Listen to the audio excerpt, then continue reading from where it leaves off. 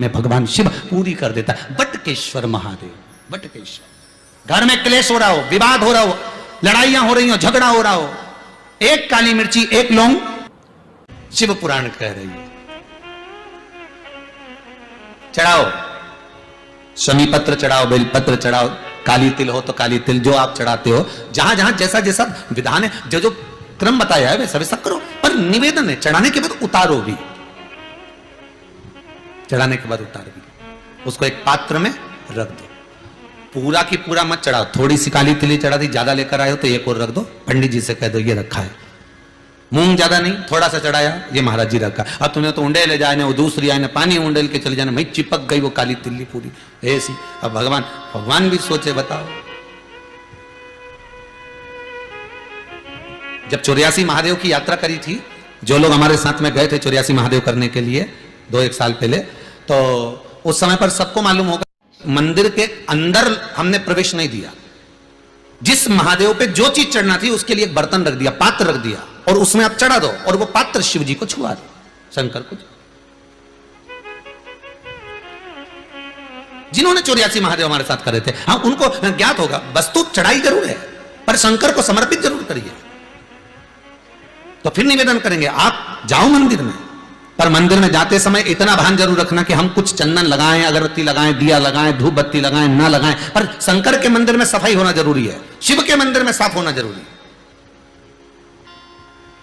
उसका कारण क्या है? क्योंकि भगवान विष्णु के मंदिर में कीचड़ नहीं हो सकता, क्योंकि वहां तो पहले से ही पोछा लगा, वहां कौन सा पानी रोज का चढ़ रहा है?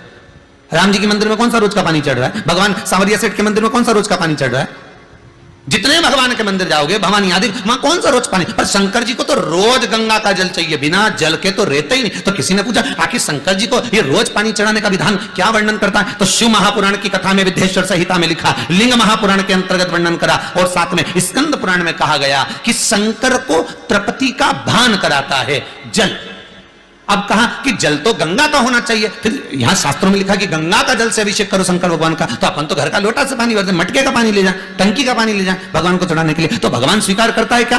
शिव महापुराण की कथा कहती है, तांबे के लोटे में जो जल भरा जाता है और उसको शंकर के दरवाजे पर, चौखट पर लांग कर जब हम जाते हैं, शिव को समर्पित करते हैं, जैसे ही शिव की चौखट में हम प्रवेश करते हैं, मंदिर के अंदर प्रवेश करते हैं, उस समय पर भगवान शंकर के दरवाजे के नंदी भृंगी उसको भगवान शिव के जो गण होते हैं उसको गंगा का जल निर्मित कर देते हैं, उस कलश को ही गंगा का जल कर देते हैं, उसी को गंगा जल कर देते हैं।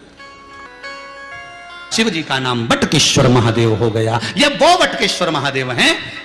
अदालत में केस चल रहा हो, कहीं कोई समस्या अड़ गई हो, तो दही का शिवलिंग का निर्माण बड़ के पेड़ के नीचे कर कर, जो पूजन कर कर उसका विसर्जन कर देता है, उसकी मनोकामना 3 माह में भगवान शिव पूरी कर देता है। बटकेश्वर महादेव, बटकेश्वर। घर में क्लेश हो रहा हो, विवाद हो रहा हो, लड़ाइयां हो रही हो, झगड़ा हो रहा हो, एक काली मिर्ची एक लौंग शंकर भगवान को स्पर्श कराकर बड़ के पेड़ के नीचे बटकेश्वर महादेव के नाम से डाल दीजिए, 15 मिनट में शांति हो जाए।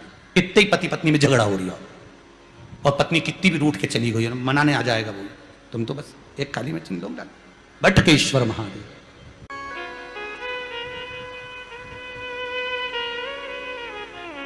कितनी बार कहा आपको, कई बार कथा में कहा कि घर से पानी लेकर जाओ, पर मंदिर के अंदर नल लगा है, वही बाल्टी रखी है, नल चालू करा, बाल्टी में से भरा, शंकर जी को चढ़ाया। अब यहां शिव पुराण क्या करे कि चौखट में से जब आप जल लेकर प्रवेश करोगे तो वो गंगा का जल बन जाएगा। अब देखिए जरा संवाद, शिव महापुराण का चरित्र स्मरण करिए। चौखट में से, शंकर के दरवाजे की चौखट में जब आप प्रवेश करें, भरा हुआ पात्र लेकर, जल लेकर जब जाएं तो वो गंगा का जल बन गया। शंकर उसको आनंद से स्वीकार करता है, मेरा ओ घरदानी, मेरा शंभो, उसको आनंद में स्वीकार करते हैं। अब मैं यहां शंकर जी, वहां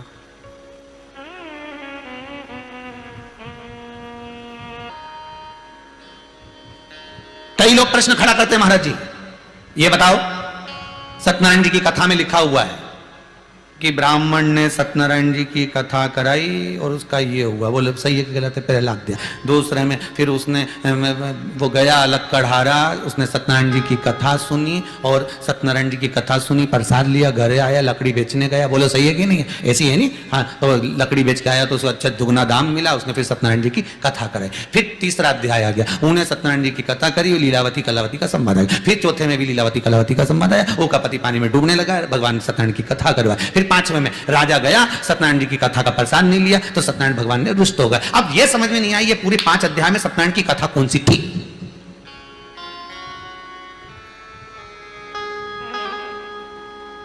पूरे 5 अध्याय में कहा उन्होंने सत्यनारायण की कथा करवाई, तो कथा कौन सी थी।